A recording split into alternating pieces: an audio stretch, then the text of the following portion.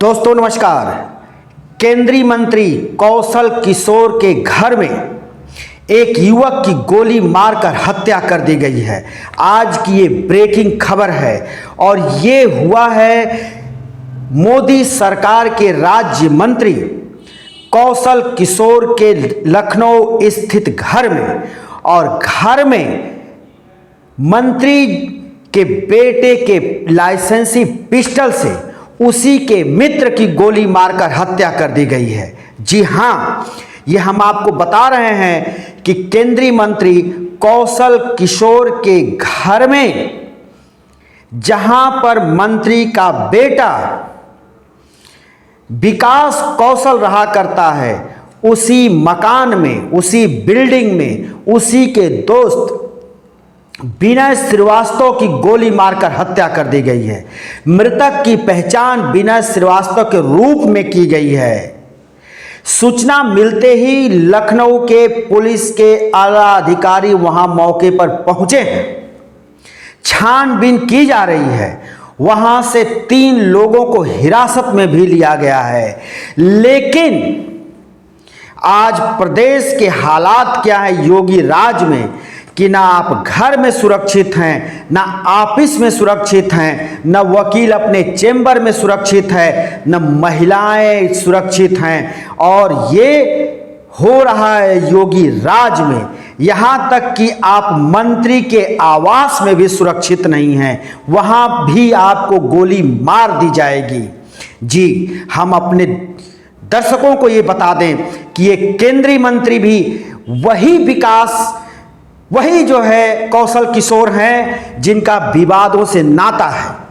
हम इनके विवादों के बारे में भी आपको बताएंगे, लेकिन ये बताना जरूरी है कि जिस विनय श्रीवास्तव की हत्या हुई है वो कौशल किशोर के पुत्र विकास कौशल का मित्र है, जिगरी दोस्त है। और वो विनय विकास कौशल के साथ मिलकर टेंडर लिया करता था, ठेकेदारी कराया करता था, उसके साथ काम किया करता था और दोनों की घनिष्ठ दोस्ती थी।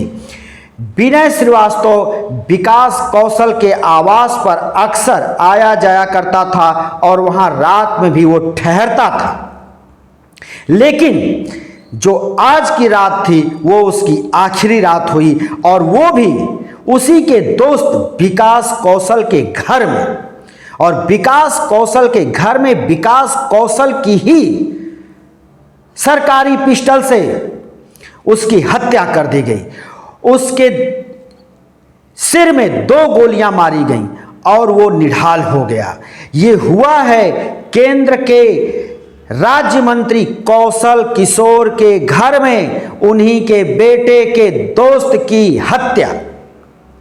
जी, अभी कौशल किशोर अपने बेटे की सफाई में उतर आए हैं और कह रहे हैं कि जिस वक्त ये वारदात हुई और विनय की हत्या की गई, उस वक्त मेरा बेटा विकास कौशल वहां नहीं था, वो दिल्ली आया था। वो दिल्ली में था उस वक्त जब विनय श्रीवास्तव की हत्या हुई। लेकिन जो 3 हिरासत में लिए गए हैं उन्होंने सिर्फ और सिर्फ इतना ही बताया है पुलिस को। अभी पहली जो जानकारी निकल करके आई है कि रात में 6 लोगों ने उसी आवास में पार्टी की। पार्टी के दौरान क्या हुआ ये अभी नहीं पता चला है, इसके खुलासे होंगे। लेकिन 3 बजे के आसपास भोर में विनय श्रीवास्तव की विकास कौशल की पिस्टल से गोली मारकर हत्या कर दी गई।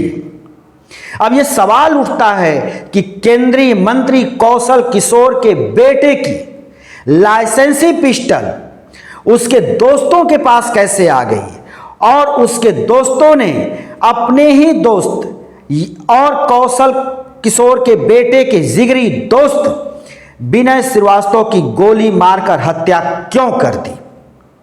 आखिर क्या मामला था? उस वक्त क्या हुआ जब उसको गोली मार दी गई और उसकी हत्या कर दी गई? जिसकी हत्या की गई है उसके परिवारजनों ने मामले को दर्ज कराया है, शिकायत दर्ज करा दी है उसके हत्या के विरोध में कि उसकी हत्या उसके दोस्तों ने की है, क्यों की है, इसकी पुलिस पता लगाए।